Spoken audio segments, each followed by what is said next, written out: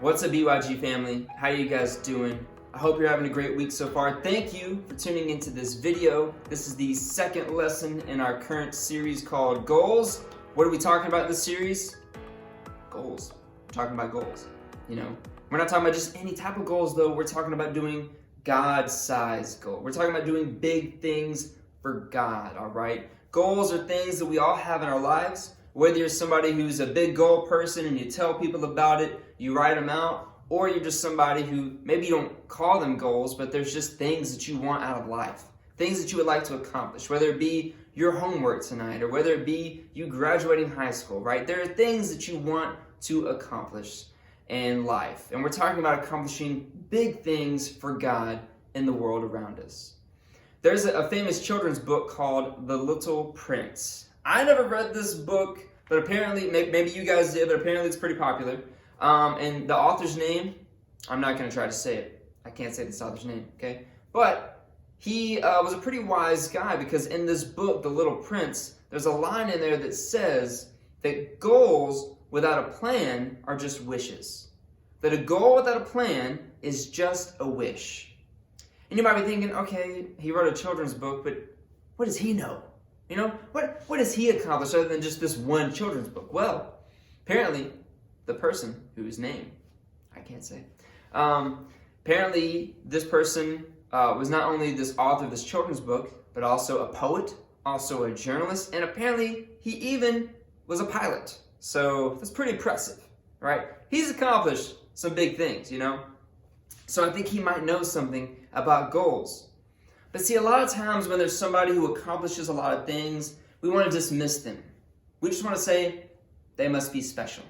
There's just something special about them that they're able to do those things. And I am not that kind of person. But this guy right here is trying to teach us something, that it's not that you got to be special, it's that you have to have a plan.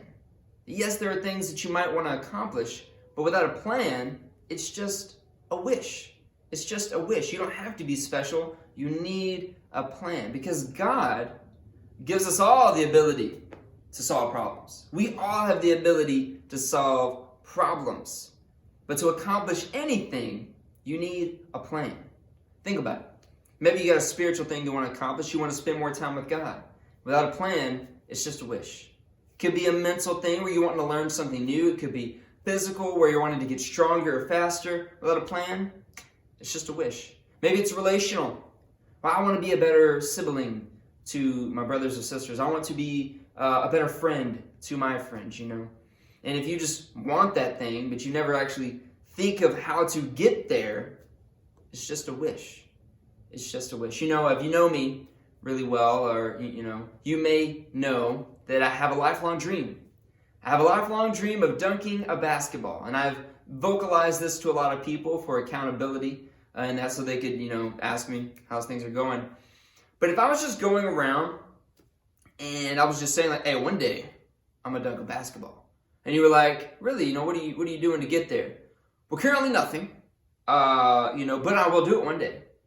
If that were the case, I would understand, people not believing that's ever gonna happen. People might not believe it's gonna happen now. That's fine, but if I were just saying I was going to do it, but I had zero plans on how I was going to do it, then of course you wouldn't think I'm going to dunk a basketball one day as the 5'10" average height male, right? You wouldn't think that, okay?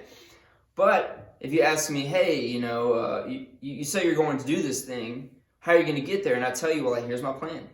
Here's it set out. I'm going to get stronger here, faster here, and this and that.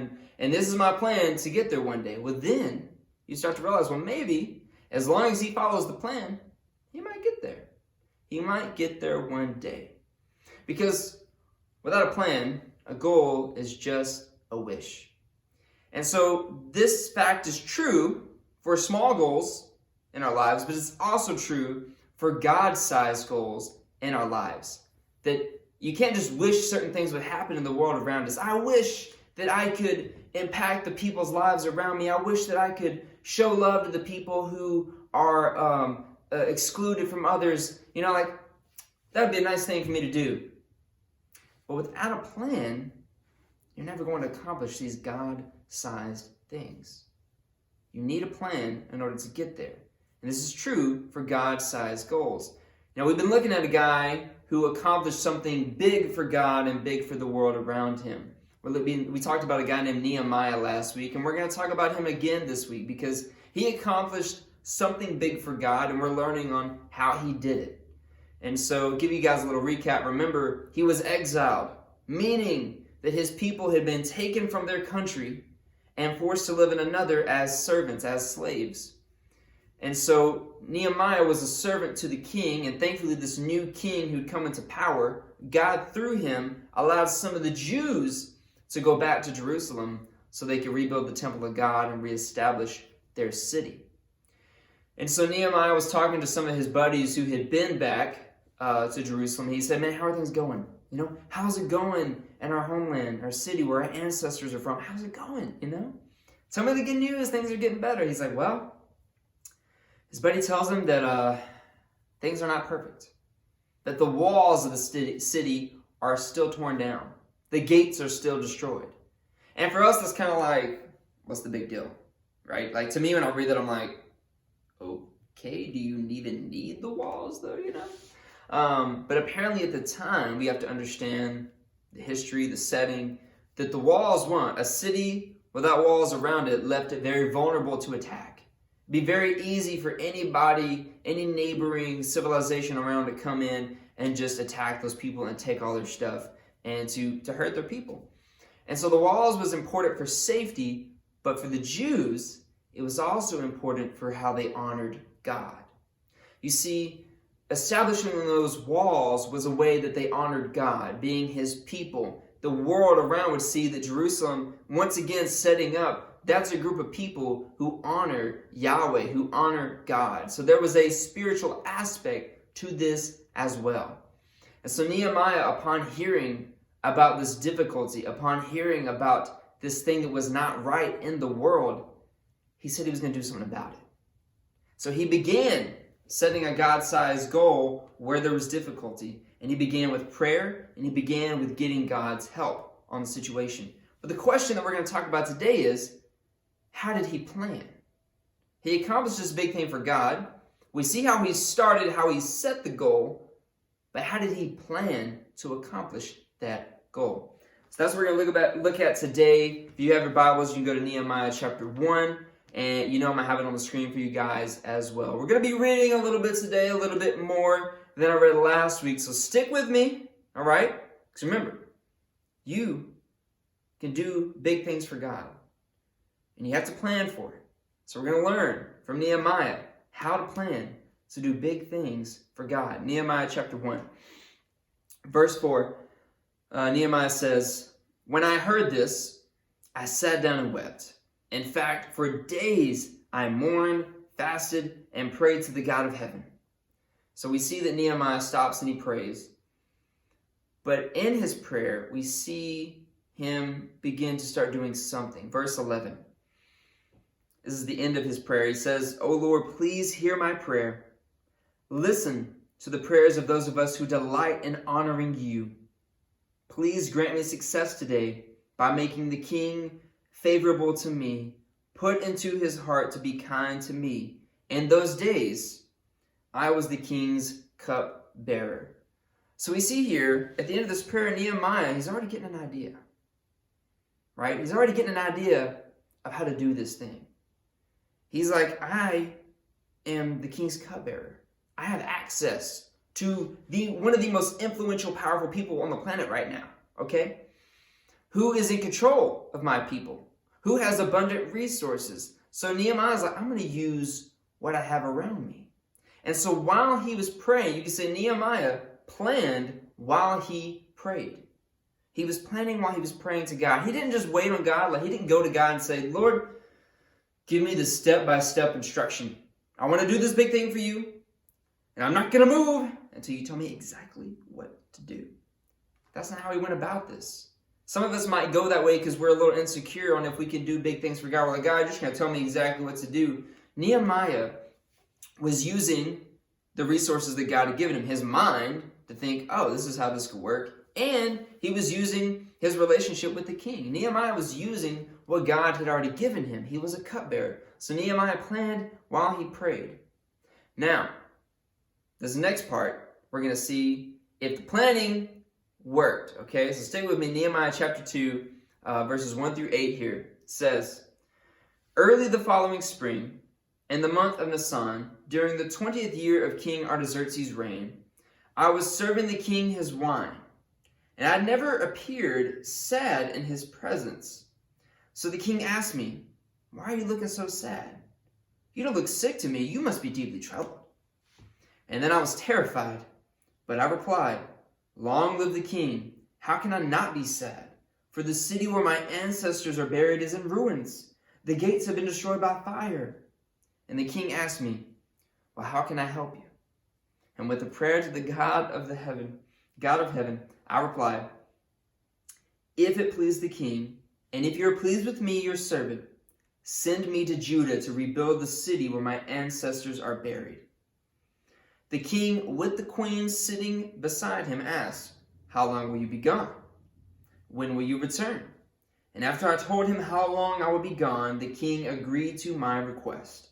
I also said to the king, 'If it please the king, let me have letters addressed to the governors of the province west of the Euphrates River, instructing them to let me travel safely through their territories on my way to Judah. And please give me a letter addressed to Asaph, the manager of the king's forest, instructing him to give me timber. I will need it to make beams for the gates of the temple fortress, for the city walls, and for a house for myself.' And the king granted these requests because the gracious hand of God was on me." And so we see here Nehemiah, he had a plan, right? And he had used the mind that God had given him to set this thing up, to be ready for this moment. Because he had a plan, and all of a sudden the opportunity arises, right? But we see something here. We see that Nehemiah was also prepared, right? The king asked him, "Why do you look sad?" Nehemiah had an answer prepared, and he told him why.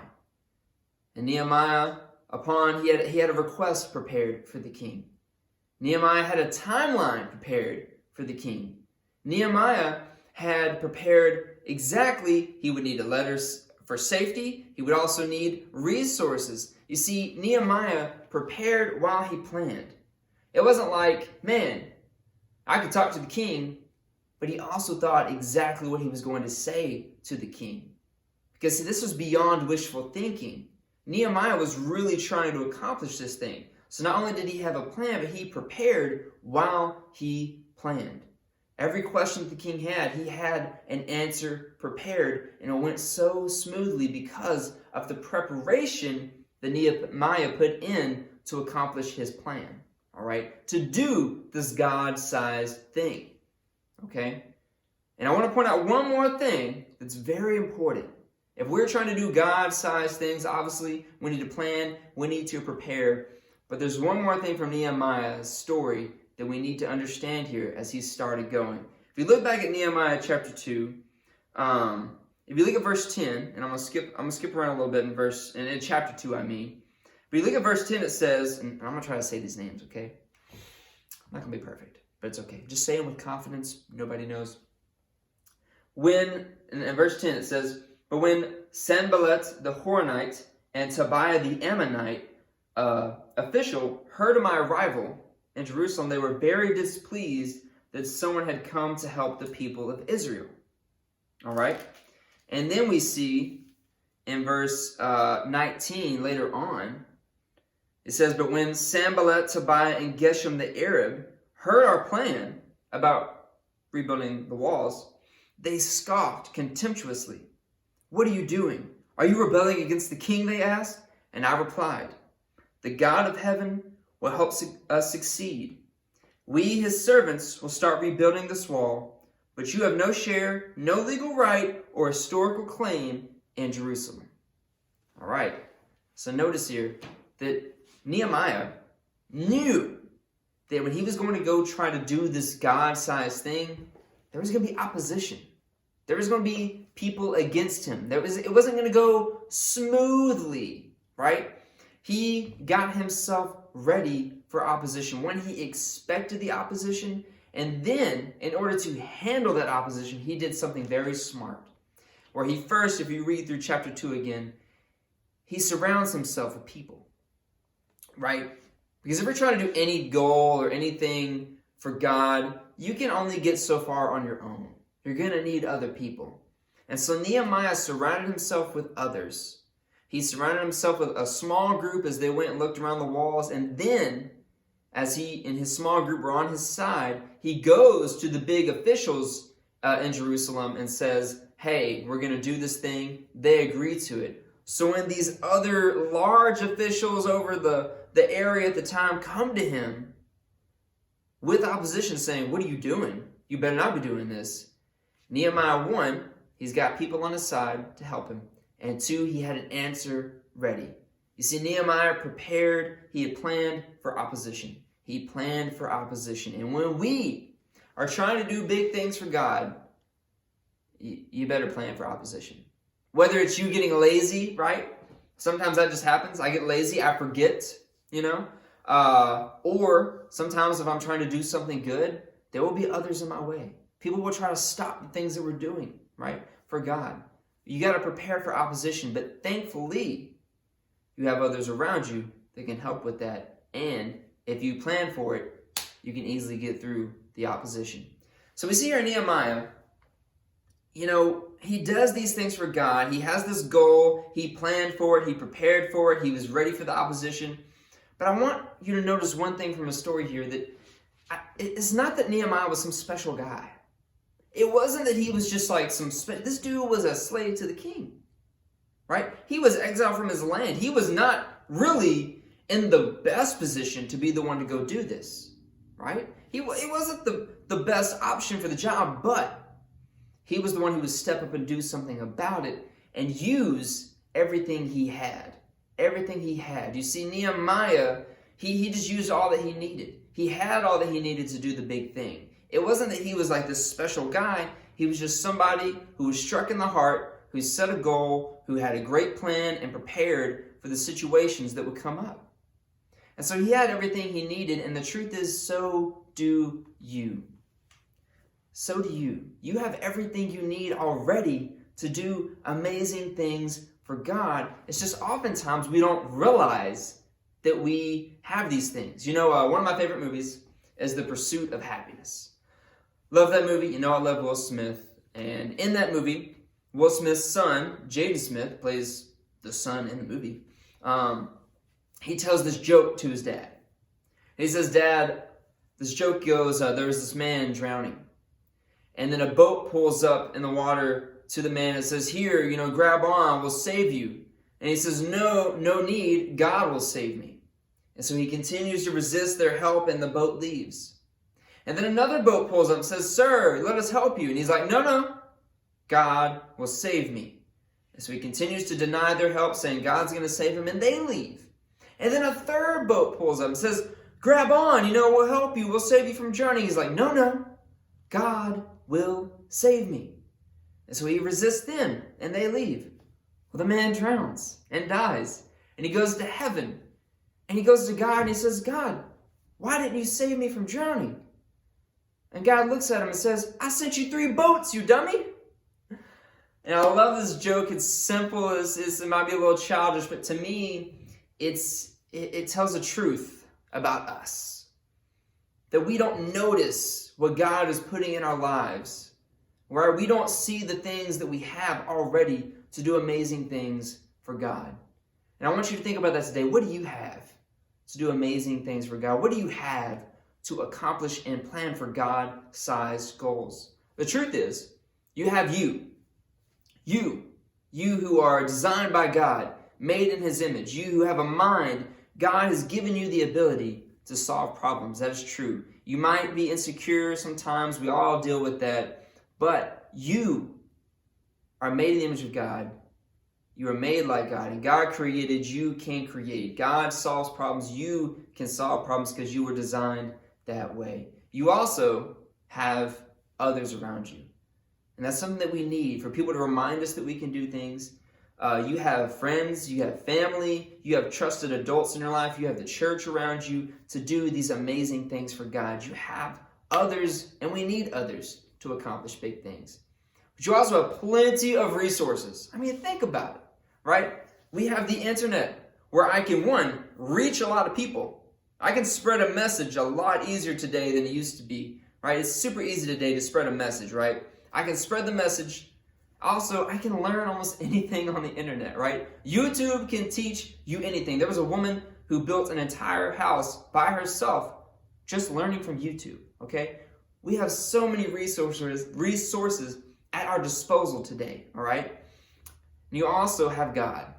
Maybe the most important thing to remember, that you have God on your side. I love how Matthew's account of Jesus giving the Great Commission, the great mission of the church, to go and make disciples. At the end of the Great Commission, Matthew records that Jesus says, and remember, I am with you always to the end of the world. I am with you. Like Jesus knew, he's like, listen, I know it's going to be hard, but I am with you. Remember, guys, as we are doing these things for God, that God is with us. You have everything you need to do these big things for God. A lot of times we're waiting. God, tell me exactly what to do. And God's like, I already given you everything. I've already put it on your heart, the difficulty, the thing that you don't like to see in the world that you know needs to be fixed. So it's time for you guys to realize that you are designed for God-sized goals. You were made for this. This is why we're here. This is why we're here as a church. This is why you are here on this earth, to represent God and do amazing things for God in the world. And I hope you guys realize that today, that you are made for this. You are designed for God-sized goals. Thank you guys for tuning into the video today. Remember that God loves you, I love you, and there is nothing you can do that will change that. Y'all have a great day.